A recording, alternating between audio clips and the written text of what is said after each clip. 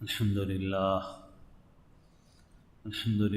نحمده ونستعينه ونستغفره ونؤمن به ونتوكل عليه ونعوذ بالله من شرور أنفسنا ومن سيئات أعمالنا من يهد الله فلا مضل له ومن يضلل فلا هادي له نشهد أن لا إله إلا الله وحده لا شريك له ونشهد أن سيدنا ونبينا ومولانا محمدا عبده ورسوله صلى الله تعالى عليه وعلى آله وأصحابه وأتباعه وأزواجه وذرياته وبارك وسلم تسليما كثيرا كثيرا اما بعد۔ قابل احترام بزرگوں، عزیز دوستوں اور ساتھیوں، حضور پاک علیہ الصلاۃ والسلام کی مبارک زندگی کے اہم واقعات میں سے ایک واقعہ معراج کا ہے۔ آپ صلی اللہ علیہ وسلم کے اس سفر کا ہے جو رات کے تھوڑے سے حصے میں مکمل ہوا، اور آپ نے مکہ مکرمہ سے بیت المقدس تک کا سفر کیا، اور بیت المقدس سے 7 آسمانوں کا سفر کیا، پھر واپس آپ مکہ مکرمہ پہنچے۔ اس کو واقعہ اسراء اور واقعہ معراج کہتے ہیں۔ آپ صلی اللہ علیہ وسلم کی مبارک زندگی کو اللہ تعالیٰ نے ہمارے لیے نمونہ بنایا۔ معراج کا واقعہ آپ کی زندگی کے جس مرحلے پر پیش آیا، اس سے پہلے کے اور اس کے بعد کے جو حالات ہیں، ان سب کے اندر ہمارے لیے رہنمائی ہے، رہبری ہے۔ معراج کا یہ واقعہ جو آپ صلی اللہ علیہ وسلم کے عروج کی علامت ہے کہ آپ صلی اللہ علیہ وسلم کو اللہ تعالیٰ نے اب جو حالات آزمائش کے تھے ان سے نکالنا طے فرما لیا، اور اب آپ کے حالات رفعت کے اور عروج کے حالات دنیا کے سامنے ظاہر ہوں گے۔ لیکن اس عروج کے مرحلے سے پہلے ایک لمبا زمانہ ایسا گزرا ہے جس میں آپ صلی اللہ علیہ وسلم نے اور آپ کے اصحاب نے دین متین کے لیے بڑی زبردست قربانیاں پیش کی ہیں۔ معراج کے واقعے سے ہم کو یہ سبق لینا ہے، بالخصوص موجودہ حالات میں، کہ ہم کو بھی دین متین کی خدمت کے لیے ویسی قربانیاں پیش کرنا ہے جیسی قربانیاں پیش کر کے نمونہ بتا دیا محمد الرسول اللہ صلی اللہ علیہ وسلم نے اور ان کے پیارے صحابہ نے۔ اور عروج اور کامیابی، ترقی، رفعت اور بلندی کا راستہ یہی ہے۔ اگر اس کے بغیر عروج ملتا، رفعت اور بلندی ملتی، ترقی و سرفرازی ملتی، تو آپ صلی اللہ علیہ وسلم اس کے سب سے زیادہ مستحق تھے۔ باوجود اس کے کہ آپ ساری مخلوق میں سب سے افضل ہیں اور اللہ کے محبوب اور حبیب ہیں، اس کے باوجود آپ صلی اللہ علیہ وسلم کو اس عروج سے پہلے زبردست آزمائشوں سے گزارا گیا۔ ان آزمائشوں کے بغیر یہ عروج نہیں ملا۔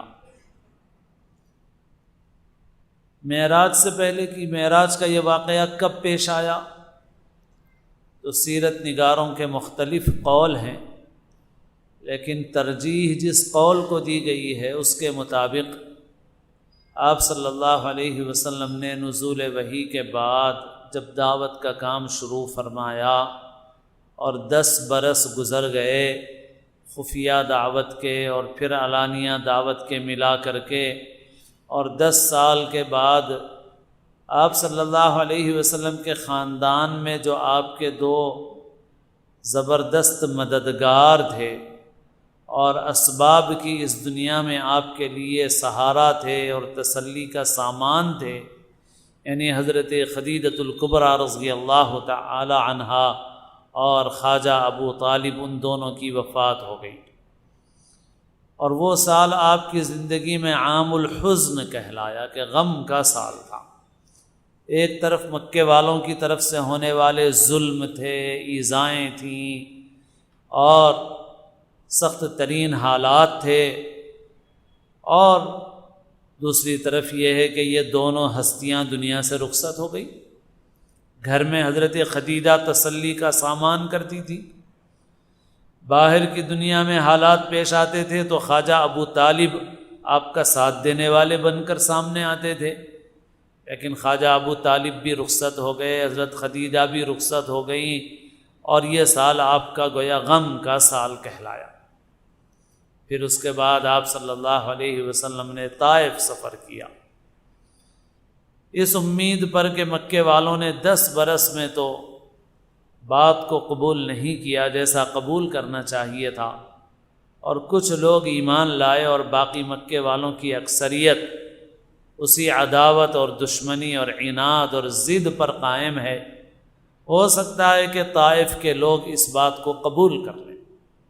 آپ صلی اللہ علیہ وسلم نے طائف کا سفر فرمایا، مگر طائف کے سفر میں جو حالات پیش آئے وہ سیرت پڑھنے والے جانتے ہیں کہ آپ کے ساتھ وہاں کے اوباشوں نے نہایت ہی ناروا سلوک کیا، آپ پر پتھر پھینکے گئے اور آپ کے ساتھ ایسا سلوک کیا گیا گویا جو سلوک نعوذ باللہ کسی مجنون کے ساتھ کیا جاتا ہے۔ آپ زخمی ہو گئے، آپ کے پیر خون سے بھر گئے، اور آپ صلی اللہ علیہ وسلم وہاں سے واپس لوٹ آئے۔ تو ترجیح اس کو ہے کہ آپ صلی اللہ علیہ وسلم کے یہ جو 10 سال گزرے، پھر آپ نے طائف کا سفر کیا، وہاں سے واپس آنے کے بعد اللہ تعالیٰ نے معراج کی اس دولت سے آپ کو سرفراز فرمایا۔ معراج کا یہ واقعہ، طائف کے سفر کا واقعہ، سیرت کے یہ واقعات، سب سے پہلی بات تو یہ ہے کہ کیا اس کو سننے کے لیے ہمارے پاس سیرت کے جلسے اور شب معراج ہی ہے، یا اس کو پڑھنے اور جاننے کا کچھ اور وقت بھی ہمارے پاس ہے؟ ہم لوگ غور کریں، جس کی زندگی ہمارے لیے نمونہ بنائی گئی ہے اس کی زندگی کو ہم نے کتنا جانا ہے؟ آج کل خاص طور پر موجودہ حالات میں ہمیں جو روشنی اور رہنمائی قرآن مجید سے اور رسول اللہ صلی اللہ علیہ وسلم کی سیرت مبارکہ سے مل سکتی ہے وہ کہیں اور نہیں مل سکتی، لیکن ہم لوگ قرآن مجید کے ان مضامین سے بھی بے خبر ہیں اور سیرت سے بھی بے خبر ہیں۔ قرآن مجید کو پڑھنے کا، سمجھنے کا جو کام ہے وہ بھی ہم نے چھوڑ دیا، اور افراط اور تفریط کا لوگ شکار ہو گئے۔ کچھ لوگوں نے قرآن سمجھنے کے نام پر بے اعتدالیاں کیں، حدود سے تجاوز کیا، تو کچھ لوگوں نے سرے سے اس کو پڑھنا ہی چھوڑ دیا، اس کو سمجھنا ہی چھوڑ دیا۔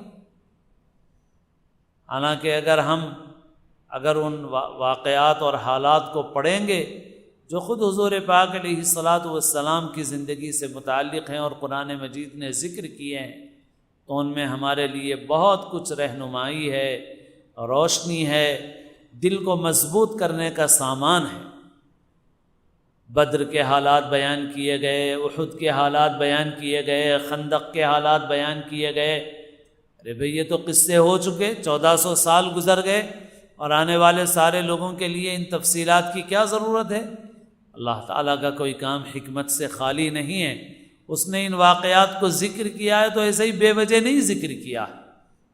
اگر ہم خندق کے حالات پڑھیں گے، بدر کے حالات پڑھیں گے، احد کے حالات پڑھیں گے، حنین کے حالات پڑھیں گے، آپ صلی اللہ علیہ وسلم کی زندگی سے متعلق یہ چیزیں پڑھیں گے تو ہم کو اس سے رہنمائی ملے گی، ہمارا ایمان مضبوط ہوگا، ہمارے قدم مضبوط ہوں گے، وہ ڈگمگائیں گے نہیں، مگر ہم ان کو نہیں پڑھتے ہیں۔ قرآن مجید میں اللہ تعالیٰ نے کھول کھول کر بیان فرما دیا، وَلَتَسْمَعُنَّ مِنَ الَّذِينَ أُوتُوا الْكِتَابَ مِن قَبْلِكُمْ وَمِنَ الَّذِينَ أَشْرَكُوا أَذًى كَثِيرًا وَإِن تَصْبِرُوا وَتَتَّقُوا فَإِنَّ ذَلِكَ مِنْ عَزْمِ الْأُمُورِ، کہ تم کافروں سے، اہل کتاب سے، مشرکین سے ایسی باتیں سنو گے جو تم کو تکلیف پہنچانے والی ہوں گی، اور بہت سے حالات تمہارے ساتھ پیش آئیں گے، لیکن اگر تم صبر کو، تقوی کو اختیار کرو گے تو تمہارے لیے کامیابی کا راستہ کھلا ہوا ہے۔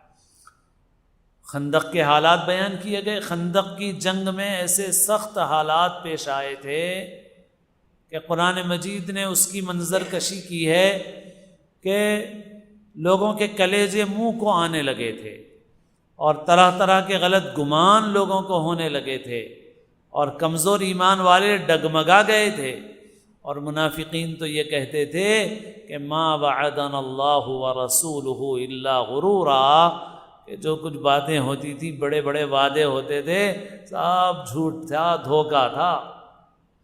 اللہ اور اس کے رسول نے ہم سے جو وعدہ کیا وہ محض دھوکہ تھا، یہ کہنے لگے۔ حنین کے حالات سن پڑھیے، اللہ تعالیٰ فرماتے ہیں وَيَوْمَ حُنَيْنٍ اذ اعجبتكم كثرتكم فلم تغن عنكم شيئا وضاقت عليكم الارض بما رحبت ثم وليتم مدبرين، کہ حنین کے دن کو یاد کرو کہ جب تم کو تمہاری کثرت پر بھروسہ ہو گیا اور تمہاری تعداد کی زیادتی تم کو اچھی لگنے لگی، اور تم یہ کہنے لگے کہ جب ہم 313 تھے کوئی ہم کو نہیں ہرا سکا، 1000 2000 تھے کوئی ہم کو مغلوب نہیں کر سکا، آج ہم 10,000 ہیں، 12,000 ہیں، کوئی ہمارا کیا بگاڑ لے گا؟ اور تم حنین کی وادی میں پہنچے تو کیا ہو گیا؟ فَلَمْ تُغْنِ عَنْكُمْ شَيْئًا، یہ ہزاروں کی تعداد تمہارے کچھ کام نہیں آئی۔ وَضَاقَتْ عَلَيْكُمُ الْأَرْضُ بِمَا رَحُبَتْ، اور زمین اپنی کشادگی کے باوجود تمہارے لیے تنگ ہو گئی۔ ثُمَّ وَلَّيْتُمْ مُدْبِرِينَ، پھر تم منہ پھیر کے بھاگنے لگے، منہ پھیر کے بھاگنے۔ اللہ نے احد کے حالات بیان فرمائے کہ نبی زخمی ہو گئے، ان کے دانت شہید ہو گئے، 70 صحابہ شہید ہو گئے، اور اللہ تعالیٰ نے غم پر غم طاری کر دیا۔ لیکن پھر کیا ہوا اس کے بعد؟ پھر اللہ نے حالات بدلے۔ تو یہ سارے واقعات اور حالات بیان کیے گئے، تو کیوں بیان کیے گئے؟ قصہ برائے قصہ نہیں، اس میں ہمارے لیے سبق ہے۔ دیکھو بدر میں پوری طاعت اور فرما برداری تھی تو 313 تھے، کامیاب ہو گئے۔ احد میں تعداد زیادہ تھی، ہتھیار زیادہ تھے، لوگ زیادہ تھے، سواریاں زیادہ تھیں، کھانے کا سامان زیادہ تھا، مگر ایک غلطی ہوئی مسلمانوں سے کہ ایک محاذ پر رسول اللہ صلی اللہ علیہ وسلم نے 50 صحابہ کو مقرر کیا تھا اور فرمایا تھا کہ یہاں سے ہٹنا مت، مگر جب مشرکین بھاگنے لگے اور مسلمان مال غنیمت لوٹنے لگے تو ان 50 آدمیوں نے اپنے مقام کو چھوڑ دیا، اور وہ بھی نافرمانی کے جذبے سے نہیں چھوڑا، بلکہ یہ خیال کر کے چھوڑا کہ اب تو پابندی باقی نہیں رہی، اب تو ہم جا سکتے ہیں، اور یہ کہہ کے وہاں سے ہٹ گئے۔ تو وہاں سے خالد بن ولید جو مسلمان نہیں ہوئے تھے اس وقت تک، انہوں نے حملہ کیا، اور اس حملے کے نتیجے میں مسلمانوں کو کامیابی کے بعد شکست سے دوچار ہونا پڑا، اور 70 صحابہ کرام شہید ہوئے، حضور خود زخمی ہو گئے۔ پھر اللہ نے پھر کامیاب کیا۔ پھر حنین کی جنگ آئی تو اللہ تعالیٰ نے حنین کی جنگ کے اندر اللہ تعالیٰ نے جب مسلمانوں کی نظر تعداد پر گئی تو اللہ تعالیٰ نے نمونہ دکھا دیا کہ تعداد سے کچھ نہیں ہوتا، ہتھیار سے کچھ نہیں ہوتا، بغیر ہماری نصرت اور مدد کے کچھ نہیں ہوتا۔ اللہ تعالیٰ نے شکست کا نمونہ دکھا دیا، اور دشمن نے ایسے تیر برسائے کہ مسلمان میدان چھوڑ کے بھاگ گئے۔ اللہ کے رسول صلی اللہ علیہ وسلم، حضرت عباس، کچھ صحابہ ڈٹے ہوئے تھے۔ حضور نے آواز لگائی، انا النبی لا کذب انا ابن عبد المطلب، میں جھوٹا نہیں ہوں، میں سچا نبی ہوں، میں عبد المطلب کا بیٹا ہوں۔ پھر آپ نے لوگوں کو آواز دی، لوگ جمع ہوئے، پھر اللہ نے کامیاب کیا۔ مگر مسلمانوں کو دکھا دیا گیا کہ تمہاری تعداد تمہارے کام نہیں آئے گی جب تک اللہ کی نصرت اور مدد تمہارے ساتھ نہ ہو۔ تو یہ سب کس کے لیے ہے؟ یہ سب ہمارے لیے۔ آج ہم حالات سے دوچار ہیں، لیکن ہم سب کچھ پڑھ رہے ہیں اور اللہ کے رسول صلی اللہ علیہ وسلم کی سیرت نہیں پڑھ رہے ہیں۔ ہمیں معلوم ہی نہیں کہ حضور کی زندگی کیا ہے۔ زیادہ سے زیادہ آج کل کچھ بچے کوئز میں حصہ لے رہے ہیں، کچھ کوسچن آنسر یاد کر رہے ہیں۔ اس سے وہ فائدہ نہیں ہوتا جو فائدہ تسلسل سے سیرت پڑھنے سے ہوتا ہے، سیرت کی کتابیں پڑھنے سے ہوتا ہے۔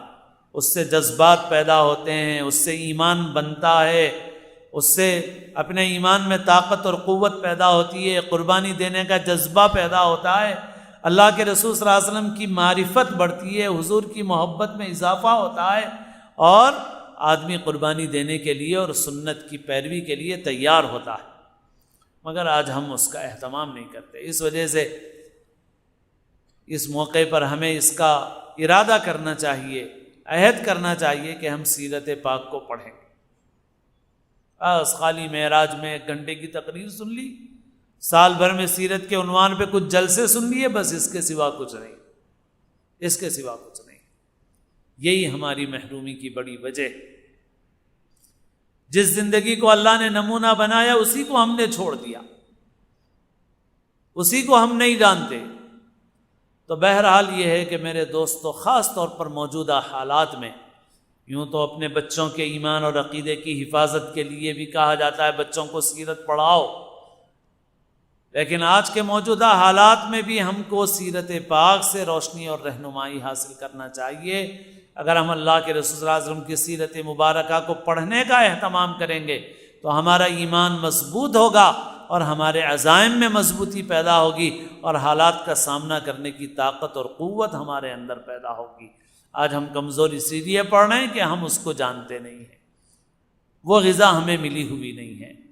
تو بہرحال یہ ہے کہ معراج کے اس واقعے سے پہلے اللہ تعالیٰ نے حضور کو جن حالات سے گزارا ہے، یہ ہمارے لیے ایک نمونہ ہے کہ ہم کو بھی ایسے حالات سے گھبرانا نہیں چاہیے۔ حالات ایسے پیش آتے ہیں، لیکن ان حالات میں جب استقامت اختیار کی جاتی ہے، صبر کیا جاتا ہے، تقوی اختیار کیا جاتا ہے، تو پھر اللہ تعالیٰ تنگی کے بعد آسانی کے حالات پیدا فرما دیتے ہیں۔ ان مع العسر یسرا، تنگی کے بعد اللہ تعالیٰ آسانی لے آتے ہیں۔ اللہ کے رسول صلی اللہ علیہ وسلم نے جو مکی زندگی گزاری، حضرت خدیجہ کے پاس جتنا مال تھا حضرت خدیجہ نے خرچ کر دیا تھا، غلاموں کے آزاد کرنے میں، دین کی نصرت اور مدد میں۔ حضرت ابوبکر صدیق رضی اللہ عنہ کا نمبر اس کے بعد ہے۔ حضرت ابوبکر صدیق رضی اللہ عنہ نے اپنا پورا مال لگا دیا تھا۔ حضرت صہیب رومی تاجر تھے اور تجارت کر کے انہوں نے مال کمایا تھا۔ ہجرت کر کے جب جانے لگے، مکے والوں نے کہا کہ ہم جانے نہیں دیں گے، اگر جانا ہی چاہتے ہو تو سارا مال چھوڑ کے جاؤ۔ تو حضرت صہیب نے اپنا مال چھوڑ دیا اور ہجرت کر لی، تو پورا مال قربان کر دیا۔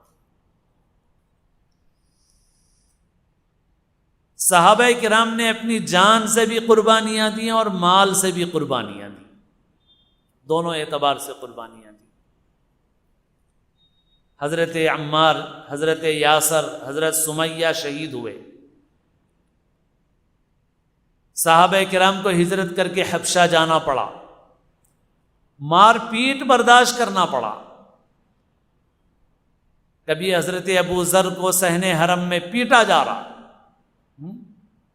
اور کبھی حضرت ابوبکر صدیق رضی اللہ عنہ کو پیٹا جا رہا، کبھی کسی صحابی کو چٹائی میں لپیٹ کر کے دھواں دیا جا رہا، کبھی حضرت بلال اور حضرت خباب کو گرم ریت پر اور انگاروں پر گھسیٹا جا رہا، اور کبھی حضرت سمیہ کی 2 ٹانگیں 2 جانوروں سے باندھ کر 2 مختلف سمتوں میں جانوروں کو دوڑایا جا رہا ہے اور ان کے جسم کے ٹکڑے کیے جا رہے ہیں۔ یہ جانی قربانیاں تھیں صحابہ کرام کی۔ اور اللہ کے رسول صلی اللہ علیہ وسلم کے ساتھ اس درجے کے حالات تو نہیں ہوتے تھے، مگر دوسرے حالات آپ کے ساتھ بھی ہوتے تھے۔ جیسے آپ پر کچرا پھینکا جا رہا ہے، آپ کو گالی دی جا رہی ہے، آپ کو برا بھلا کہا جا رہا ہے آپ کے منہ کے سامنے، اور کبھی ایسا بھی ہوا کہ لوگوں نے پتھر پھینکے تو آپ کا جسم مبارک، آپ کے چہرے پر زخم آ گئے، اور آپ کی چھوٹی چھوٹی صاحبزادیاں آئیں اور انہوں نے آپ کے چہرے سے زخم سے خون پہنچا، آپ کے چہرے مبارک کو دھویا۔ یہ حالات آپ کے ساتھ پیش آئے۔ پھر صحابہ کرام کے ساتھ جو حالات پیش آتے تھے تو آپ صلی اللہ علیہ وسلم کے دل پر اس کا بڑا زبردست اثر ہوتا تھا، کیونکہ آپ امت کے حق میں بڑے شفیق تھے، تو صحابہ کو جو تکلیف پیش آتی تھی اس کا درد آپ کو محسوس ہوتا تھا۔ تو اس طرح سے یہ جانی قربانیاں، یہ بدنی قربانیاں، یہ اللہ کے رسول صلی اللہ علیہ وسلم نے پیش کی، صحابہ کرام نے پیش کی۔ مال کی کیسی قربانی پیش کی؟ حضرت خدیجہ نے اپنا پورا مال لگا دیا، حضرت ابوبکر نے اپنا پورا مال لگا دیا، دیگر صحابہ نے اپنا مال لگا دیا۔ زکوٰۃ کے باضابطہ احکام نہیں آئے تھے، کوئی نصاب نہیں مقرر ہوا تھا، لیکن شروع ہی سے قرآن کہتا تھا اقیموا الصلاۃ وآتوا الزکاۃ، نماز قائم کرو، زکوٰۃ دو، انفقوا فی سبیل اللہ، اللہ کے راستے میں خرچ کرو، بس اتنا تھا۔ کوئی معیار مقرر نہیں تھا، کوئی پیمانہ مقرر نہیں تھا، مگر اپنے استطاعت کے اعتبار سے انہوں نے اتنا خرچ کیا کہ کوئی ان کا مقابلہ نہیں کر سکتا۔ اور اس وقت انہوں نے جو خرچ کیا جبکہ مسلمانوں کی صورتحال ایسی تھی، آج دنیا میں اس قدر خراب حالات کے باوجود بھی دیکھو کتنی بڑی تعداد ہے۔ ہمارے اس ملک میں دیکھو تو ہمارے اس ملک میں مسلمانوں کی 20 کروڑ کی تعداد ہے۔ دنیا میں کوئی کروڑ 2 کروڑ کی قوم ہو، کوئی ختم نہیں کر سکتا اس کو، 20 کروڑ کو کوئی کیا ختم کر سکے گا؟ بہت سے ملک ایسے ہیں جہاں 100% ہماری آبادی ہے، کروڑوں کی آبادی ہے۔ بہت سے ملک ایسے ہیں کہ جہاں پر مسلمان ہی مسلمان ہیں، لیکن وہ وقت ایسا تھا، قرآن مجید اس کی منظر کشی کرتا ہے کہ تم اتنے کم تھے کہ تخافون ان یتخطفکم الناس، تمہیں یہ ڈر تھا کہ لوگ تمہیں اچک لیں گے۔ اتنی چھوٹی سی تعداد تھی کہ ڈر تھا کہ اگر یہ تعداد ختم ہو جائے تو مسلمان نام کی کوئی جماعت باقی نہ رہے۔ مکی زندگی تو چھوڑیے، مدینہ منورہ پہنچنے کے بعد جب بدر کی جنگ ہو رہی تھی اور اللہ کے رسول صلی اللہ علیہ وسلم ایک قافلے کے ارادے سے نکلے تھے، مگر حکم ہو گیا کہ لڑائی لڑنا ہے، تو 313 صحابہ تھے اور سامنے 1000 کفار و مشرکین تھے۔ اللہ کے رسول صلی اللہ علیہ وسلم نے جنگ کا انتظام فرمایا، رات میں عبادت اور دعا کے لیے کھڑے ہوئے، اور آپ نے خود اپنی زبان مبارک سے دعا میں جو کلمات فرمائے ان کلمات میں یہ تھا کہ اللہم ان تہلک ہذہ العصابۃ لن تعبد ابدا، اے اللہ اگر یہ مٹھی بھر جماعت آج ہلاک ہو جائے تو پھر کوئی تیری بندگی کرنے والا نہیں ہوگا۔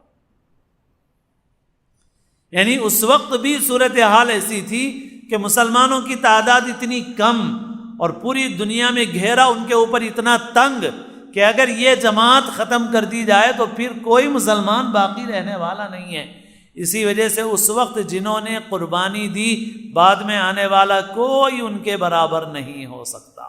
اسی لیے صحابہ کرام میں جنہوں نے ہجرت سے پہلے قربانی دی، ہجرت کے بعد قربانی دینے والے ان کے برابر نہیں ہو سکتے، اور جنہوں نے فتح مکہ سے پہلے قربانی دی، فتح مکہ کے بعد قربانی دینے والے ان کے برابر کبھی نہیں ہو سکتے۔ قرآن مجید نے خود بتا دیا کہ لا یستوی منکم من انفق من قبل الفتح وقاتل، کہ تم میں سے جس نے فتح مکہ سے پہلے خرچ کیا اور اللہ کے راستے میں جہاد کیا، وہ اور بعد والے دونوں برابر نہیں ہو سکتے، کبھی نہیں، کبھی۔ بہت قربانیاں دی صحابہ کرام نے۔ مدینہ منورہ پہنچنے کے بعد بھی ایک سلسلہ ہے قربانیوں کا، ہم سنتے بھی رہتے ہیں۔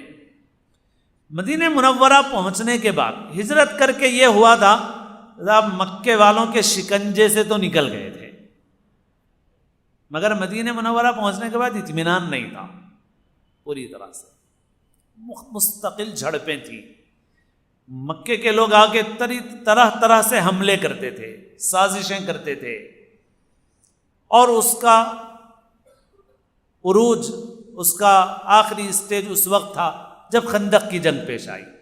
مکے والوں نے پورے عرب کے قبیلوں کو جمع کر کے 10-12 ہزار کا بڑا زبردست لشکر لے کر کے مدینے پہ حملہ کیا۔ مدینے والے مقابلہ کر ہی نہیں سکتے تھے اتنی بڑی تعداد کا، تو خندق کھودنا پڑا، خندق کھودی گئی۔ صحابہ اسی کے اندر گویا اپنے کو محفوظ کر کے رہے۔ 1 مہینے تک محاصرہ رہا، اور اتنے سخت حالات تھے کہ اس سے پہلے کی جنگوں میں بھی ویسے حالات نہیں پیش آئے تھے۔ بھوک کے مارے پیٹ پیٹ کو لگ گئے تھے، حضور کے پیٹ پر 2 پتھر بندھے ہوئے تھے، اور اسی کا ذکر تھا جو ابھی میں نے کیا کہ وَبَلَغَتِ الْقُلُوبُ الْحَنَاجِرَ وَتَظُنُّونَ بِاللَّهِ الظُّنُونَ هُنَالِكَ ابْتُلِيَ الْمُؤْمِنُونَ وَزُلْزِلُوا زِلْزَالًا شَدِيدًا، کلیجے منہ کو آنے لگے تھے، طرح طرح کے غلط گمان ہونے لگے تھے، سخت ابتلا اور سخت زلزلے میں مسلمانوں کو مبتلا کر دیا گیا تھا۔ یہ یہاں تک سخت حالات تھے، اور اس دوران مختلف موقعوں پر اللہ کے رسول صلی اللہ علیہ وسلم نے صحابہ کرام سے مال خرچ کرنے کے لیے کہا، تو صحابہ کرام نے بہت بڑی مقدار میں مال خرچ کیا، اور مشہور واقعہ ہے کہ ایک مرتبہ حضور نے اعلان فرمایا کہ مال خرچ کرنے کا تقاضا ہے اللہ کے راستے میں جہاد کرنے کے لیے، تو لوگ اپنا اپنا مال لے کے آئے، اور جس کو بس میں جو تھا اس نے لا کر کے پیش کیا، اور حضرت عمر رضی اللہ عنہ نے سوچا کہ آج میں ابو بکر سے آگے بڑھوں گا، تو جو کچھ اپنے پاس تھا اس میں سے آدھا لے کے آئے۔ حضور نے پوچھا کتنا لے کے آئے؟ حضرت عمر نے کہا کہ آدھا مال لے کے آیا ہوں۔ حضرت عمر سمجھ رہے تھے کہ آج تو ابو بکر سے آگے بڑھوں گا، مگر پھر حضرت ابو بکر صدیق رضی اللہ عنہ جو کچھ لے کر آئے۔ حضور نے ان سے پوچھا کہ کیا چھوڑ کر آئے ہو اپنے گھر کے اندر؟ تو حضرت ابو بکر صدیق نے کہا کہ اللہ اور اس کے رسول کو چھوڑ کے آیا ہوں، باقی جتنا تھا سارا کا سارا لے کے آ گیا ہوں۔ اور ایک غریب صحابی پہنچے تو ان کے پاس کچھ غلہ تھا، چند سیر، اور انہوں نے آ کر حضور سے کہا کہ حضور میرے پاس تو مال نہیں، مالدار آدمی نہیں ہوں میں، لیکن آج جب آپ نے تقاضا کیا کہ ملت کے واسطے، امت کے واسطے مال کی ضرورت ہے، تو میں نے ایک باغ میں مزدوری کی، اور اس مزدوری سے مجھے یہ چند سیر غلہ ملا ہے، یا آپ کی خدمت میں لے کے آیا ہوں۔ تو آپ صلی اللہ علیہ وسلم نے اس غلے کو، جو کچھ سامان آیا تھا چندے کا، آپ نے اس ڈھیر کے اوپر اس اناج کو ڈالا، اور آپ صلی اللہ علیہ وسلم نے فرمایا کہ اس کی برکت سے امید ہے کہ اللہ تعالیٰ سب کے صدقے کو قبول فرمائے۔ پھر یہ خندق کی جنگ کے بعد 1 مہینے کے زبردست محاصرے کے بعد، جس میں ایمان ڈگمگا گیا تھا لوگوں کا، منافقین تو کھلم کھلا بولتے تھے کہ صاحب جھوٹی باتیں تھیں، ما وعدنا اللہ ورسولہ الا ہو۔ اس کے بعد پھر اللہ کے رسول صلی اللہ علیہ وسلم کی زبان مبارک سے یہ جملہ نکلا تھا کہ الآن نغزوہم ولا یغزوننا، کہ اب ہم ان پر چڑھائی کریں گے مگر وہ ہم پہ چڑھائی نہیں کر سکیں گے۔ یہ سب کیوں عرض کر رہا ہوں؟ یہ سب اس لیے عرض کر رہا ہوں کہ عروج، ترقی، کامیابی کا راستہ بغیر قربانیوں کے نہیں ملتا، وہ منزل بغیر قربانیوں کے راستے کے نہیں ملتی۔ معراج کا یہ واقعہ جس میں آپ کو آسمانوں پر لے جایا گیا، مکی زندگی کی زبردست آزمائشوں کے بعد پیش آیا، اس سے پہلے پیش نہیں آیا ہے، اور مدینہ منورہ آنے کے بعد بھی برسہا برس مجاہدے کا سامنا کرنا پڑا۔ پھر اس کے بعد جا کر اللہ نے فتوحات کا راستہ کھولا، اس کے بغیر فتح اور کامیابی کا راستہ نہیں کھلا۔ آج امت کے جو حالات ہیں، معراج کا واقعہ، سیرت کے اور پہلو، وہ تو ہمیں پڑھنا ہے، وہ ہماری ذمہ داری ہے، لیکن آج کے ان حالات کے اندر ہم لوگ اگر قربانی کا وہ جذبہ لے کر کے آگے نہیں بڑھیں گے تو ہمارے یہ رسمی جلسے، یہ اجتماعات، یہ مجمع کچھ کام نہیں آئیں گے۔ اور حالات روز بروز بگڑ رہے ہیں اور بگڑتے رہیں گے اگر ہم نے اپنے کو تبدیل نہیں کیا ہے. ہم نے اپنے کو تبدیل. اچھا، قربانی کس بنیاد پر؟ قربانی اللہ کے دین کے لیے، اللہ کے کلمے کے لیے، دین کی سربلندی کے لیے. اور اگر یہ نہیں ہے اور آپ کے ساتھ حالات ناموافق پیش آ رہے ہیں، اس سے کچھ ہونے والا نہیں ہے آپ کا. جسے ابھی میں نے جمعہ میں عرض کیا تھا، صاحب ایک نوجوان ایک غیر مسلم لڑکی سے تعلق رکھ رہا ہے اور وہ جا کر کے ایک تہوار کے موقع پہ ایک غیر مسلم لڑکی کے ساتھ پھر رہا ہے اور شام میں اسے لوگوں نے پکڑ کے مارا، ختم کر دیا. اب ہمیں ہمدردی ہے کہ صاحب ایک مسلمان کو مارا گیا، لیکن کیا یہ تکلیف اللہ کے راستے میں ہوئی ہے؟ اللہ کے دین کی سربلندی کے لیے ہوئی ہے؟ اللہ کے کلمے کی سربلندی کے لیے ہوئی ہے؟ نہیں. البتہ جو تکلیف پیش آئے گی صرف ایمان اور دین کی بنیاد پر، وہ تکلیف دنیا میں بھی انشاءاللہ اس کے بہتر نتیجے ظاہر ہوں گے اور آخرت میں بھی اجر و ثواب ملے گا. لیکن ہم آج حالات کا سامنا کر رہے ہیں بہت سے، لیکن ہم حالات کا سامنا کر رہے ہیں تو اس میں دین بنیاد نہیں ہے، اعلاء کلمت اللہ بنیاد نہیں ہے، دنیاوی مفادات بنیاد ہیں. دنیاوی مفادات کے لیے ہم اگر کسی سے ٹکرائیں گے تو اس سے ہمیں کچھ حاصل ہونے والا نہیں ہے. اللہ کے کلمے کی سربلندی کے لیے اگر ہم کام کریں گے اور ہمیں حالات کا سامنا کرنا پڑے گا تو یہ حالات کا سامنا کرنا ہمارے لیے دنیا اور آخرت دونوں میں کامیابی کا ذریعہ بنے گا.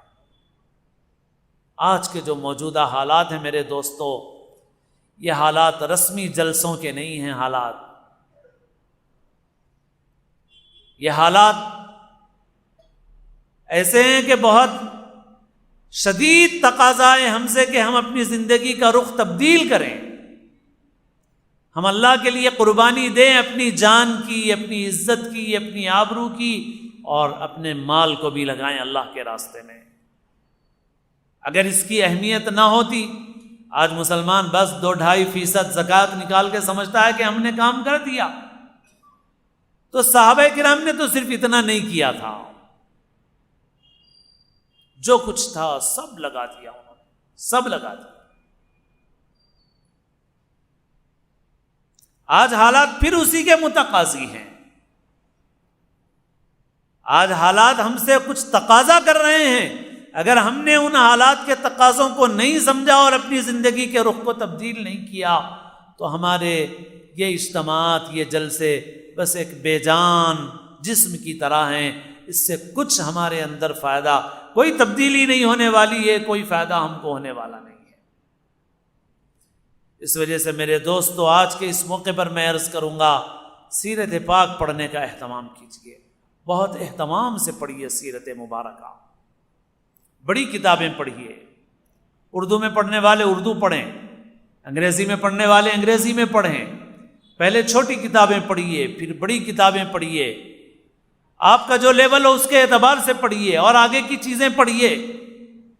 آج آپ کو، ہم کو بہت ضرورت ہے اس کی. اور قرآن مجید کے بھی حلقے ہونے چاہیے، دروس ہونے چاہیے، پڑھنا چاہیے. ہمیں بے اعتدالیوں سے بچنا چاہیے. بے شک کچھ لوگ بے اعتدالی کرتے ہیں تو غلطی ہے، اور علماء امت اس پر نکیر کرتے ہیں کہ صاحب کوئی آدمی بغیر علم کے تھوڑا بہت پڑھ کے اپنے کو مفسر سمجھنے لگے اور عالموں پہ جھاڑو پھیرنے لگے تو گمراہ ہے، گمراہ ہوگا وہ شخص. لیکن اس کا مطلب یہ نہیں کہ ہم بھی پڑھنا چھوڑ دیں سرے سے. ارے بھئی، آپ غزوہ احد کے حالات پڑھیے، خندق کے حالات پڑھیے، حنین کے حالات پڑھیے، جنت کا تذکرہ پڑھیے، جہنم کا تذکرہ پڑھیے، اہل ایمان کی استقامت کے واقعات پڑھیے، سورہ بروج کی تفسیر پڑھیے کہ ایمان والوں پر کیسے کیسے حالات نہیں پیش آئے. آگ میں ڈال دیا گیا، آروں سے چیر دیا گیا، مگر وہ اپنے ایمان پر جمے ہوئے رہے. ہم کو پڑھنے کی ضرورت ہے اس کو. تو ہم سیرت پاک پڑھیں. اور دوسرے یہ کہ ہم اپنی زندگیوں کے رخ کو تبدیل کریں. اللہ کے رسول صلی اللہ علیہ وسلم کی زندگی کا معراج کا یہ واقعہ تو ہم پڑھ رہے ہیں اور اس کا ذکر تو کر رہے ہیں، لیکن معراج کے واقعے سے پہلے حضور کی اور صحابہ کرام کی یہ قربانیاں، کیا ان میں ہمارے لیے کوئی سبق نہیں ہے؟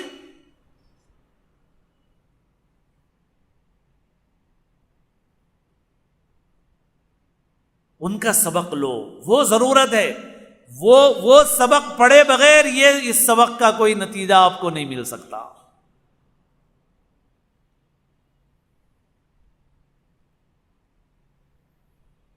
آج مسلمانوں کے حالات ایسے ہیں، اللہ کی نافرمانی میں پیسہ خرچ کیا جا رہا ہے، بے تحاشا خرچ کیا جا رہا ہے، بے دریغ خرچ کیا جا رہا ہے۔ ملت کے بہت تقاضے ہیں مگر امت کے پاس پیسہ نہیں ہے، لیکن شادیوں کے لیے بہت پیسہ ہے، تقریبات کے لیے بہت پیسہ ہے، اسراف اور فضول خرچی کے لیے بہت پیسہ ہے۔ ابھی میں ایک جلسے میں تھا اسکول کے، مولانا محمد شفیع صاحب ندوی ایک بات بتا رہے تھے کہ یہودیوں نے کئی ہزار کروڑ روپے، 7-8 ہزار کروڑ کچھ بتائی مفتی مولانا نے تعداد، کہ 7-8 ہزار کروڑ روپے جمع کر کے چیف ربی کو پیش کیے اور یہ کہا کہ ہم نے یہ جمع کیا ہے اور آپ اس سے کوئی عالیشان گرجا بنائیے۔ تو اس چیف ربی نے کہا کہ خدا تمہارے کسی محل کا محتاج نہیں ہے، اس کو رہنے کے لیے کسی محل کی ضرورت نہیں ہے کہ تم اپنے ان چند ہزار کروڑ روپوں سے کوئی عالیشان گرجا بناؤ تو خدا اس میں رہے گا۔ خدا محتاج نہیں ہے، وہ بے نیاز ہے۔ تم اتنی بڑی رقم لگا کے خرچ کرو گے تو عبادت تو تمہارا کام ہے، تم کو اس میں راحت آرام کے اسباب چاہیے، وہ تو اس سے بہت کم قیمت میں بھی تمہارے لیے مہیا ہو سکتے ہیں۔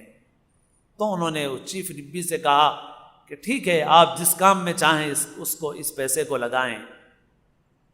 تو اس نے کہا کہ اس کو ہم یہودی بچوں کی تعلیم پہ خرچ کریں گے اور اس سے ایک ٹرسٹ بنائیں گے ہم کہ کوئی یہودی بچہ اپنے مالی پریشانی کی وجہ سے اس کی تعلیم میں کہیں رکاوٹ پیدا نہ ہو۔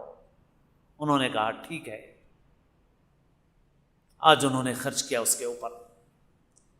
جاپان پر نیوکلیئر بم گرائے جانے کے بعد جاپان کے لوگوں نے فیصلہ کیا کہ ہم اپنی پوری صلاحیتیں تعلیم پر صرف کریں گے، پوری صلاحیت۔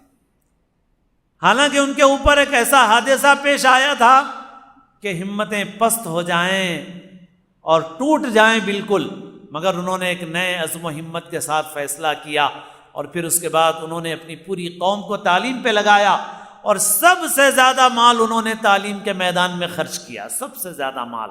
تو پھر چند دہائیاں گزری تھیں کہ جاپان دنیا کی ترقی یافتہ قوم کی صف میں آ گیا مادی اعتبار سے۔ اور مولانا یہودیوں کے متعلق بتا رہے تھے کہ اسرائیل کو جا کے آنے والے کسی شخص نے بتایا کہ ان کے پاس خدا کے بعد اگر کسی کی عظمت ہے تو تعلیم کی عظمت ہے۔ آج دنیا میں سب سے بڑی بڑی یونیورسٹیاں ان کی ہیں، ساری بڑی بڑی یونیورسٹیاں۔ تو اس چیف ربی نے کہا کہ خدا کو کسی محل کی ضرورت نہیں ہے، تم یہ کیا بنا رہے ہو؟ ایک بات جو ہمیشہ عرض کرتا رہتا ہوں میں کہ اللہ کے رسول صلی اللہ علیہ وسلم کے پاس مال نہیں تھا، ایسا نہیں ہے، لوگ ایسا سمجھتے ہیں۔ ابھی ہم نے جو سنا اس میں بھی یہ کہ حضور کے پاس مال تھا اور حضور کے متعلقین کے پاس مال تھا، حضور نے خرچ کیا۔ مدینہ منورہ کی زندگی میں بھی حضور کے پاس بہت کچھ مال آتا رہا اور حضور پاک خرچ کرتے رہے۔ حنین کی جنگ کے بعد تو بہت مقدار میں مال آیا اور اللہ کے رسول صلی اللہ علیہ وسلم نے خرچ کر دیا۔ بعض جنگوں میں مال غنیمت کے ڈھیر لگے اور آپ صلی اللہ علیہ وسلم نے پورا کا پورا خرچ کر دیا۔ ایک مرتبہ آپ نماز سے فارغ ہوئے اور معمول کے مطابق ذکر کرنے کے لیے بیٹھے، لیکن اچانک اٹھ کے کمرے میں چلے گئے۔ پھر آ گئے آپ صلی اللہ علیہ وسلم، تو آپ سے صحابہ نے پوچھا کہ آج تو آپ بیٹھے رہتے تھے، آج اچانک اٹھ کے گھر چلے گئے؟ تو آپ نے فرمایا کہ کچھ صدقے کا مال میرے گھر میں رہ گیا تھا، تو مجھے اچانک یاد آیا، تو میں نے پسند نہیں کیا کہ وہ میرے گھر میں رہے، میں نے اس کو خرچ کرنے کا انتظام کیا اور پھر آ گیا۔ پورا مال خرچ کر دیا آپ صلی اللہ علیہ وسلم نے۔ آپ اللہ کے رسول صلی اللہ علیہ وسلم کی پوری زندگی پڑھیے، اللہ کے رسول صلی اللہ علیہ وسلم نے عالی شان مسجد نہیں بنائی، کوئی شاندار عمارت نہیں بنائی آپ نے۔ حضرت ابوبکر صدیق رضی اللہ عنہ اور حضرت عمر رضی اللہ تعالی عنہما کا دور بھی دیکھ لیجئے۔ حضرت عمر کے زمانے میں بھی اتنی فتوحات ہوئی کہ دنیا کی دو بڑی سپر پاور طاقتیں مسلمانوں کے سامنے شکست کھا گئی تھیں، اور بڑے بڑے بادشاہوں کے سونے کے تاج اور کنگن مسجد نبوی کے صحن میں پڑے ہوئے تھے، اور حضرت عمر نے ان کو تقسیم کر کے پوری ملت میں پھیلا دیا، مگر حضرت عمر نے کوئی عالی شان عمارت تعمیر نہیں کی ہے۔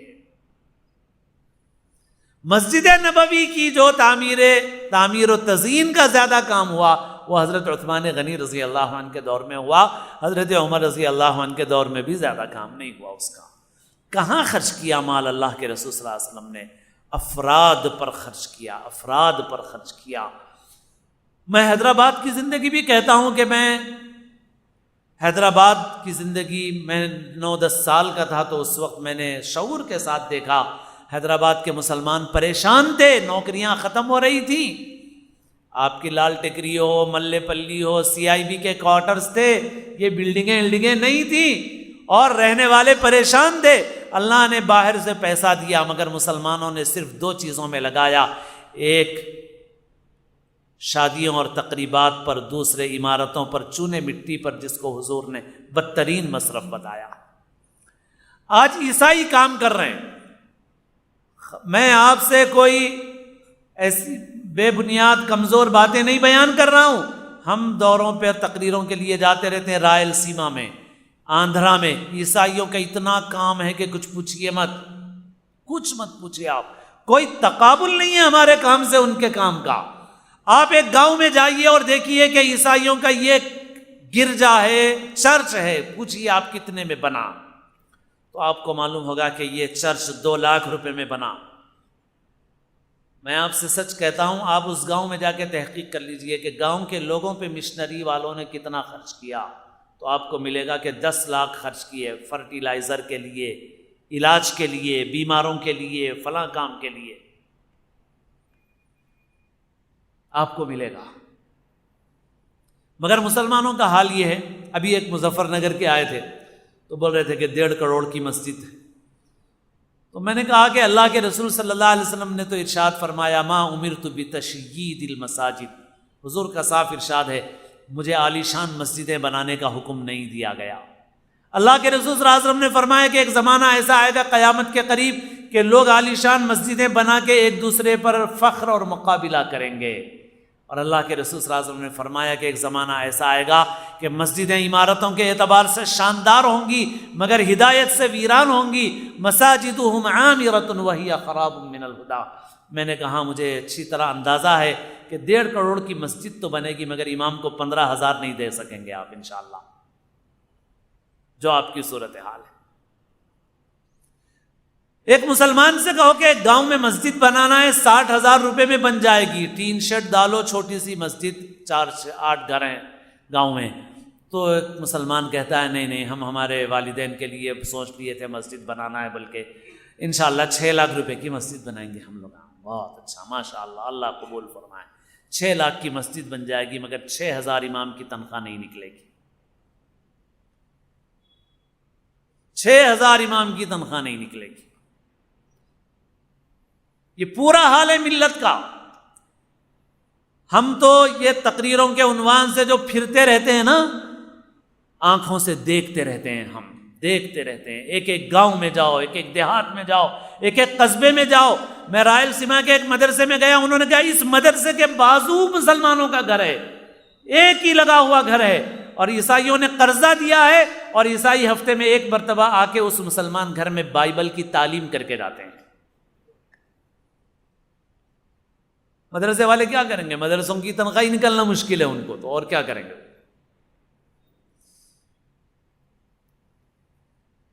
اگر مال کی اہمیت نہ ہوتی نا تو اللہ تعالیٰ شروع سے قرآن کے احکام سن لو کہ اللہ نے اقامت صلاۃ کے ساتھ انفاق اور ایتاء زکوٰۃ کا برابر ذکر کیا ہے اللہ نے، اور یہ حکم اس وقت سے رہا ہے جس وقت سے اللہ کے رسول صلی اللہ علیہ وسلم نے سب سے پہلے لوگوں کو ایمان کی دعوت دی۔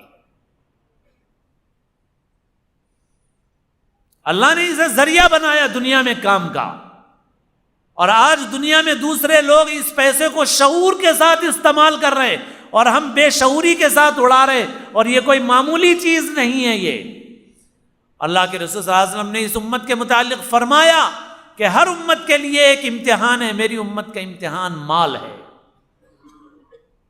مال میں فیل ہو جائے گی تو امت فیل ہو جائے گی۔ فرمایا ہے نہیں اللہ کے رسول صلی اللہ علیہ وسلم نے لِكُلِّ أُمَّةٍ فِتْنَةٌ وَفِتْنَةُ أُمَّتِي الْمَالُ۔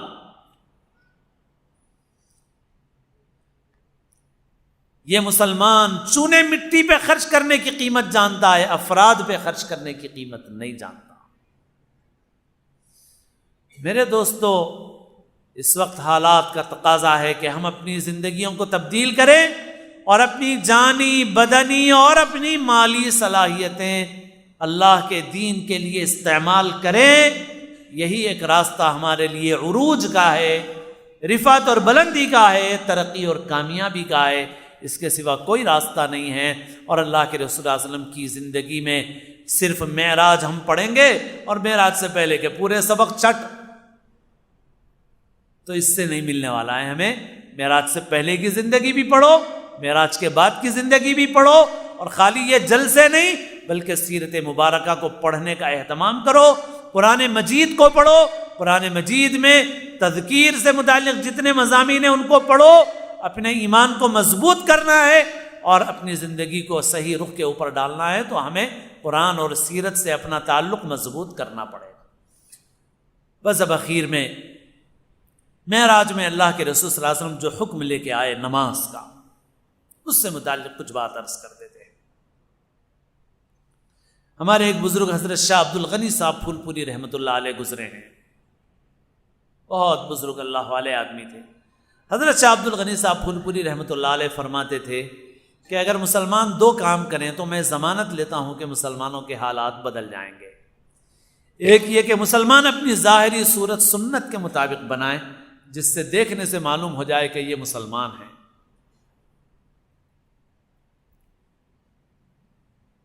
اس کا اثر ہوتا ہے بڑا۔ آپ دہلی اور اطراف میں چلے جائیے، ہمارے جو سردار جی ہیں ان کی ملک میں تو تعداد 2 کروڑ ہے، لیکن جن علاقوں میں وہ ہیں وہ اپنے حلیے سے نمایاں ہیں، تو ان کا ایک رعب ہے اور ان کی تعداد کا خود بخود پتہ چل جاتا ہے، اور مسلمان کا پتہ ہی نہیں چلتا۔ تو حضرت فرماتے تھے ایک تو مسلمان اپنی شناخت سنت کے مطابق ظاہر کرے، اور دوسری بات حضرت یہ فرماتے تھے کہ مسلمانوں کی اکثریت نمازی بن جائے۔ کتنی اکثریت بھائی؟ دیکھو اللہ تعالیٰ کے وعدوں کے پورا ہونے کے لیے تو 100% عمل کرنا ہے، لیکن اگر 100% مسلمان نمازی نہیں بنے، چلو 90% بن جائے، 60-70% بن جائیں۔ حضرت فرماتے تھے کہ ایک طرف 50 ایک طرف 50، یوں سمجھو 50% نمازی ہیں، 50 بے نمازی ہیں، خالی 1% کا اضافہ کر دو خیر میں، یعنی 51% مسلمان نمازی بن جائیں، صرف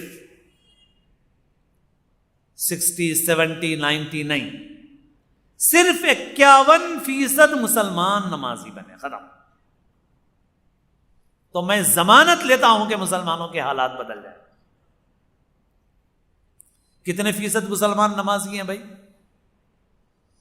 اور بغیر نمازی بنے تو اللہ کی مدد مل نہیں سکتی بالکل۔ اور نمازی وہ نہیں جو جمعہ پڑھے، نمازی وہ جو 5 وقت کی نمازوں کا پابندی کے ساتھ اہتمام کرے۔ تو اتنے کتنے فیصد مسلمان ہیں بھائی نمازی؟ 10% بول دیں تو شاید بول سکتے ہیں کچھ، ختم، اس سے زیادہ نہیں، اس سے زیادہ نہیں۔ جب بابری مسجد شہید ہوئی تھی تو آپ دیکھیے 5 وقت کی نمازوں میں کتنا مجمع تھا، مگر 4 دن کی چاندنی تھی، بس ختم ہو گئی۔ بیت المقدس مسلمانوں کے قبضے سے نکل کے یہودیوں کے ہاتھ میں گیا، مگر اس سے عین قبل جو لوگ وہاں گئے تھے وہ یہ بتاتے تھے کہ بیت المقدس میں فجر کی نماز میں پہلی صف بھی نہیں بھرتی تھی مسلمانوں سے، ایسے ہی تھوڑی گیا ہاتھ سے۔ بابری مسجد جب شہید ہوئی، فسادات ہونے لگے، کرفیو اور بابری مسجد کی شہادت کا ایک ایسا اثر تھا کہ چند دن تک دیکھو تو ہر نماز میں جمعہ سے زیادہ لوگ نکلے۔ کہاں چلے گئے وہ مسلمان؟ کہاں گئے مسلمان؟ تو معراج کا سب سے بڑا سبق یہ ہے، اللہ کے رسول صلی اللہ علیہ وسلم نماز کا حکم اور نماز کا تحفہ لے کے آئے ہیں، نماز کی پابندی کرو۔ حضرت جیسے فرماتے تھے وہ اللہ والے کہ اگر 51% مسلمان نمازی ہو جائیں تو میں ضمانت لیتا ہوں کہ مسلمانوں کے حالات بدل جائیں، حالات۔ اس لیے میرے دوستو، اس موقع پر نماز کی پابندی کا عزم و ارادہ، اور اپنے بچوں کو بھی نمازی بنانا ہے، اور اپنے بچوں کو ایسے اداروں میں پڑھانا ہے جہاں ان کی نماز باقی رہے۔ کیسے اسکول میں پڑھائیں گے ہم اپنے بچے کو؟ جہاں ہمارا بچہ خاص طور پر 10 سال ہو جانے کے بعد ہمارے بچے کو نماز پڑھنے کا پورا موقع ملے، جمعہ پڑھنے کا پورا موقع ملے، ہم ایسی جگہ پڑھائیں۔ نمازی بناؤ اپنے بچوں کو۔ بس یہ چند باتیں میرے دوستو اس عنوان سے عرض کر دی گئی، اور باقی آج کی رات میں یہ معراج کا واقعہ جو پیش آیا ہے سیرت کی کتابوں کے مطابق، مختلف اقوال ہیں، رجب کی 27ویں شب کا بھی قول ہے جو آج کی رات ہے، مگر اس رات میں کوئی خاص جاگنے کا اہتمام، عبادت کا اہتمام سنت سے ثابت نہیں ہے۔ اللہ کے رسول صلی اللہ علیہ وسلم مکی زندگی میں یہ واقعہ پیش آیا، مدینہ آنے کے بعد 10 سال رہے آپ، تو 10 سال میں ہمیں کوئی روایت ایسی نہیں ملتی ہے کہ جب ہر سال 27ویں رجب کی رات آتی تھی تو آپ صلی اللہ علیہ وسلم کچھ جاگنے کا خصوصی اہتمام فرماتے ہوں، یا صحابہ کرتے ہوں، یا صحابہ سے آپ نے کچھ کہا ہو۔ پھر آپ کے اس دنیا سے تشریف لے جانے کے بعد 30 سال تک تو خلافت راشدہ رہی، مگر اس 30 سال میں کوئی ایک رات بھی ہمیں ایسی نہیں ملتی کہ جس میں اس رات کو جاگنے کا کوئی خصوصی اہتمام کیا گیا ہو۔ پھر صحابہ کرام کا پورا دور 100 سال کا ہے، یعنی اس کے بعد بھی 70 سال ایسے ہیں کہ جس میں کوئی نہ کوئی صحابی اس دنیا میں موجود رہا ہے۔ تو 100 سال کا صحابہ کا دور ہے، مگر صحابہ کے 100 سال کے دور میں ہم کو ایک روایت بھی نہیں ملتی کہ اللہ کے صحابہ نے وہاں جاگنے کا کوئی اہتمام کیا ہو۔ اس وجہ سے آج کی رات کا کوئی اہتمام منقول نہیں ہے، یہی بات سنت سے ثابت ہے، جس کو سمجھ میں آئے وہ اس کے اوپر عمل کرے، باقی جھگڑنے کی کوئی ضرورت نہیں ہے، بات تو ایسی ہی ہے۔ اور خود ہمارے ملک کے بہت سے علاقوں میں تو لوگوں کو پتہ بھی نہیں چلتا کہ یہ رات آئی اور چلی گئی، وہاں پر ایسا کوئی اہتمام ہے نہیں، بلکہ سبھی مسلک کے لوگوں میں ویسا ہی معمول ہے کہ وہاں بہت سو کو پتہ بھی نہیں چلتا کہ یہ رات آئی اور گئی، اس وجہ سے کہ جو چیزیں سنت سے ثابت ہیں وہ پورے عالم میں ہیں، اور ایسی چیزوں کا کہیں رواج ہے کہیں رواج نہیں ہے۔ تو بہرحال اللہ کی توفیق سے ہم نے نماز پڑھی، اور عہد کریں گے بھائی نمازوں کی پابندی کریں گے، اور حدیث میں ہے کہ جو شخص عشاء اور فجر جماعت کے ساتھ پڑھے گا اس کو پوری رات عبادت کا ثواب ملے گا۔ اس وقت اس لیے قضا نمازوں کا اہتمام کیجیے، اور 5 وقتہ نمازوں کی پابندی کا عہد اور ارادہ کر لیجئے کہ نمازوں کی پابندی کریں گے، نمازوں کا اہتمام کریں گے، اور سیرت مبارکہ کے پڑھنے کا اہتمام کیجئے، اور بالخصوص موجودہ حالات میں جو تقاضے ہمارے سامنے ہیں ان تقاضوں کو پورا کرنے کی فکر کیجئے، اور اپنی زندگی کے رخ کو تبدیل کیجئے، اور اپنی جان کو اور اپنے مال کو اللہ کے دین کے لیے لگائیے۔ ان صلاتی و نسکی و محیای و مماتی للہ رب العالمین، یہ تغرا ہمارے دل پر نقش ہو جانا چاہیے، اور یہ آیت ہمارے تغروں پر آویزاں ہو تاکہ ہمیں یاد آئے، اور یہ مضمون ہمارے ذہن میں بالکل بیٹھ جائے کہ میری نماز اور میری قربانی اور میری زندگی اور میری موت اللہ رب العالمین کے لیے ہے۔ بس یہ مسلمان لکھ کے لگا لے اور اپنے دل کے اوپر لکھ لے کہ اب مجھے اپنی جو زندگی گزارنا ہے یہ زندگی اللہ کے لیے گزارنا ہے، اللہ کے دین کے لیے گزارنا ہے، اللہ کی مخلوق کے لیے گزارنا ہے، پوری انسانیت کے لیے گزارنا ہے. کیونکہ مسلمان جو طریقہ اختیار کر رہا ہے یہ خالی مسلمانوں کے فائدے کا نہیں ہے، پوری انسانیت کے فائدے کا ہے. اور مضمون میں دوسرے موقعوں پر عرض کرتا ہوں، اب تو نہیں عرض کر سکوں گا کہ لمبی بات ہے کہ آج دنیا میں جو مسلمانوں کو نشانہ بنایا جا رہا ہے تو مسلمان اس لیے نشانہ ہیں کہ مسلمانوں کی مثال سیکورٹی والوں کی ہے. دیکھیے اگر ڈاکوؤں کو حملہ کرنا ہے بینک کے اوپر اور اے ٹی ایم کے اوپر تو وہاں جو چوکیدار کھڑا ہوا ہے پہلے اس کو نشانہ بناتے ہیں، صاحب اس کا کام تمام کرو تاکہ بینک لوٹ لیں ہم. مسلمان اس لیے نشانہ ہے کہ مسلمان اس دنیا میں انسانیت کا محافظ ہے، شرم اور حیا والے کلچر کا محافظ ہے. جس قوم کے دل میں سب سے زیادہ احساس ہے حیا کا، انسانیت کا، وہ مسلمان ہے. آج بھی مسلمان. اور یہ جو قوانین کی باتیں ہو رہی ہیں نا، یہ دراصل مسلمانوں کے فیملی سسٹم کو برباد کرنے کے لیے. مسلمانوں میں طلاق کا جو پرسنٹیج ہے اس سے زیادہ دوسروں کے پاس طلاق کا پرسنٹیج ہے. امریکہ میں جو طلاق کا پرسنٹیج ہے اس کا کوئی تقابل ہی نہیں ہے مسلمانوں کے سوسائٹی کے ساتھ. نشانہ مگر مسلمانی ہے. ہمارے ملک میں بھی دوسری کمیونٹیز میں جتنی طلاق ہے اس سے کم ہے ہمارے پاس طلاق. اور فیملی سسٹم، گھریلو نظام جس قدر مسلمانوں کے پاس محفوظ ہے دوسروں کے پاس نہیں ہے. اور ان قوانین سے مسلمانوں کی کوئی خیرخواہی مقصود نہیں ہے. اصل جو نشانہ ہے وہ نشانہ یہ ہے کہ مسلمانوں کا یہ جو پاکیزہ گھریلو نظام ہے یہ برباد ہو جائے. یہ برباد کرنا اصل مقصد. تو حیا کا، انسانیت کا، فیملی سسٹم کا، پاکیزہ زندگی کا جتنا احساس مسلمان کو ہے دوسری قوموں کو نہیں ہے. اور یہ مسلمان ان کے راستے کی سب سے بڑی رکاوٹ ہے. اس لیے چاہتے ہیں پہلے مسلمان کو ہٹائیں تاکہ بعد میں پوری انسانیت کو جانوروں کے راستے پر لے آئیں. اور یہ محض اندیشے نہیں ہیں، یہ واقعہ ہے. آج یورپ کی زندگی میں، امریکہ کی زندگی میں آج واقعہ ہے کہ وہاں عام انسانوں کی زندگی جانوروں کی زندگی ہو گئی. ایک ماں باپ اپنی بیٹی کو جوان ہونے کے بعد بولتے ہیں جاؤ کچھ بھی کرو ہم سے کوئی تعلق نہیں ہے، اور اولاد ماں باپ کو لے جا کے اولڈ ایج ہوم میں ڈال دیتی ہے. ایک عورت اپنا پیٹ بھرنے کے لیے پیٹرول پمپ کے پاس اور پبلک ٹوائلٹ کے پاس آ کے اپنی آبرو بیچنے کا پیشکش کرتی ہے کہ صاحب کچھ ڈالر دے دو اور میری آبرو کو تار تار کر دو.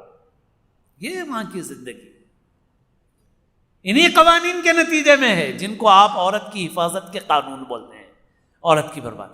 تو بہرحال میں مختصر کر رہا ہوں بات کہ مسلمان کو اپنی زندگی جو بدلنا ہے یہ اپنے لیے نہیں ہے، پوری انسانیت کے لیے ہے. کیونکہ مسلمان محمد رسول اللہ صلی اللہ علیہ وسلم کا امتی ہے، اور محمد رسول اللہ صلی اللہ علیہ وسلم مسلمانوں کے لیے رحمت بن کے لیے نہیں آئے، رحمت للعالمین بن کے آئے، تمام جہانوں کے لیے رحمت بن کے آئے. اور یہ امت مسلمانوں کے لیے نہیں پیدا کی گئی، اخرجت للناس، پورے انسانوں کو فائدہ پہنچانے کے لیے کی گئی. تو ہماری زندگی کی یہ تبدیلی صرف مسلمانوں کے لیے نہیں بلکہ پوری انسانیت کو فائدہ پہنچانے کے لیے ہے. تو یہ ہمارا لوگو بن جانا چاہیے، یہ ہمارا نعرہ بن جانا چاہیے کہ میری زندگی کا مقصد تیرے دین کی سرفرازی، میری زندگی کا مقصد تیرے دین کی سرفرازی. میں اسی لیے مسلمان، میں اسی لیے نمازی. ان صلاتی و نسکی و محیای و مماتی للہ رب العالمین، کہ میری نماز اور میری قربانی، میری زندگی، میری موت اللہ رب العالمین کے لیے ہے. جس کو دیکھو مر رہا ہے ماں و من کے واسطے، مر رہے کائے کے لیے؟ روپیہ، پیسہ، بینک بیلنس، بلڈنگ، کاریں، گاڑیاں. جس کو دیکھو مر رہا ہے ماں و من کے واسطے، کر رہا ہے جان کو قربان تن کے واسطے. پوری جان لگا رہا کائے کے لیے؟ جسم کے لیے. اور جسم ختم ہو جانے والا ہے، مٹی میں مل جانے والا ہے، سڑگل جانے والا ہے. جس کو دیکھو مر رہا ہے ماں و من کے واسطے، کر رہا ہے جان کو قربان تن کے واسطے، سب تو ہیں شمشیر زن قوم و وطن کے واسطے، تو اٹھا تلوار رب ذوالمنن کے واسطے۔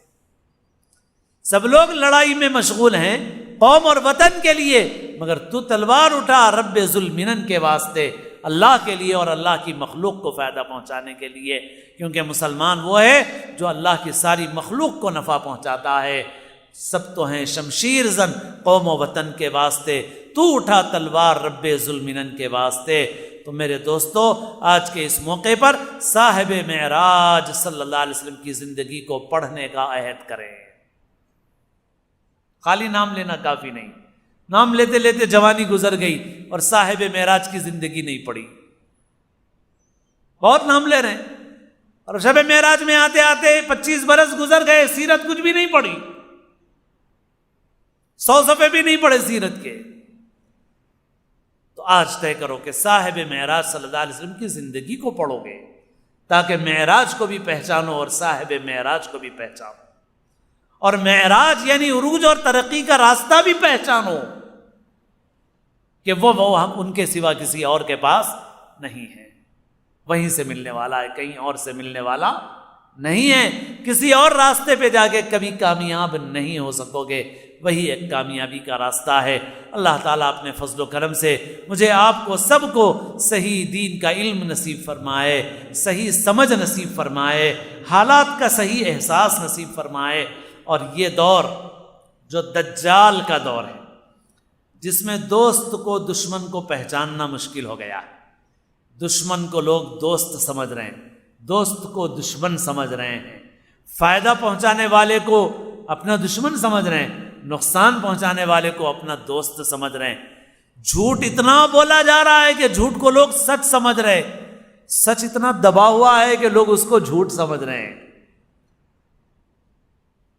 بیٹھ رہے ہیں چینلوں کے اوپر تو جھوٹوں کا غلبہ ہے، اور کنٹرول بھی جھوٹوں اور دجالوں کے ہاتھ میں ہے۔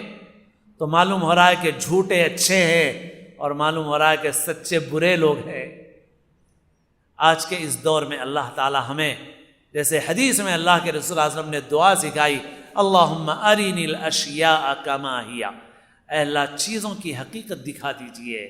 اللہ تعالی ہمیں اپنے کرم سے ان چیزوں کا صحیح شعور، صحیح احساس، صحیح ادراک نصیب فرمائے کہ اسی میں ہمارے ایمان کی حفاظت ہے، اور اگر ہمارا شعور اور ادراک یہاں ٹھوکر کھایا تو ہم دجال کی جنت کو جنت سمجھ کے چلے جائیں گے اور وہ دوزخ ہوگی۔ آج یہ موڑ ہے، آج حالات کا موڑ ایسا ہے کہ اگر یہاں ہمارے شعور نے غلط فیصلہ کیا تو پھر ہم دجال کی جنت کو جنت سمجھ کے چلے جائیں گے اور وہ دوزخ نکلے گی، اور اگر ہمارے شعور نے صحیح فیصلہ کیا تو دجال جسے دوزخ بتا رہا ہے ہم اسے قبول کرنے تیار ہو جائیں گے کہ تیری دوزخ منظور ہے مگر ایمان چھوڑنا منظور نہیں ہے، تو وہ دوزخ حقیقت میں جنت نکلے گی۔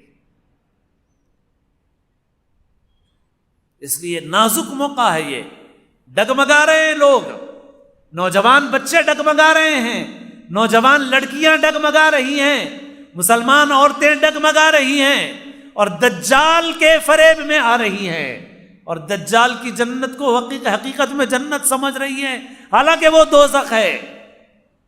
اور دجالی لوگ کسی چیز کو برا بتا رہے ہیں تو اس کو برا سمجھ رہی ہے، حالانکہ ان کو بعد میں پتا چلے گا کہ جس کو وہ برا سمجھ رہے تھے وہی اچھا راستہ تھا۔ تو اس وقت بڑی ضرورت ہے ہم دعا مانگے، اس کا اہتمام کریں ہم کہ اے اللہ ہمیں حقیقتوں کا صحیح احساس و ادراک نصیب فرما دے، ہمارے شعور کو ٹھوکر کھانے سے اور غلطی کرنے سے بچا لے کہ اگر آج ہمارا شعور غلطی کر گیا تو ایمان ہاتھ سے نکل جائے گا۔ اللہ میری بھی حفاظت فرمائے، آپ کی بھی حفاظت فرمائے، ہماری نسلوں کی اللہ حفاظت فرمائے۔ دعا فرمائے۔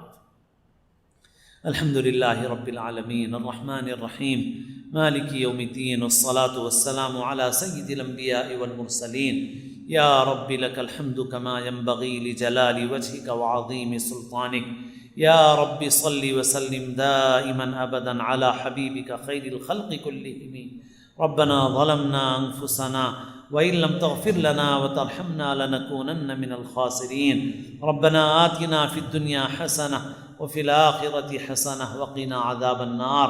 اے اللہ اپنے فضل سے اپنے کرم سے ہماری اور ہر مومن کی مغفرت فرما دیجیے۔ اے اللہ ہمارے اس بیٹھنے جمع ہونے کہنے سننے کو قبول فرمائیے۔ اے اللہ اپنے نبی پاک صلی اللہ علیہ وسلم کی سچی پکی کامل محبت نصیب فرمائیے، اتباع سنت کی توفیق عطا فرمائیے، آپ کی سیرت مبارکہ کو پڑھنے کی توفیق نصیب فرمائیے۔ اے اللہ قرآن مجید کو سمجھنے کی توفیق نصیب فرمائیے۔ اے اللہ اس کی روشنی سے فائدہ اٹھانے کی توفیق نصیب فرمائیے۔ اے اللہ پوری امت کے احوال کو درست فرما دیجیے۔ اے اللہ تمام دنیا کے مسلمانوں کے ایمان کی، جان کی، مال کی، عزت و آبرو کی حفاظت فرمائیے۔ اے اللہ جھوٹوں کو، فریبیوں کو ناکام کیجیے۔ اے اللہ سچ کو غالب کیجیے۔ اے اللہ سچائی کو غالب کیجیے۔ اے اللہ ظلم کو اور ظالموں کو اے اللہ مٹا دیجیے۔ اے اللہ مظلوموں کی مدد فرمائیے۔ اے اللہ ہمارے گناہوں کو معاف فرمائیے، ہم کو صحیح معنی میں مسلمان بنائیے۔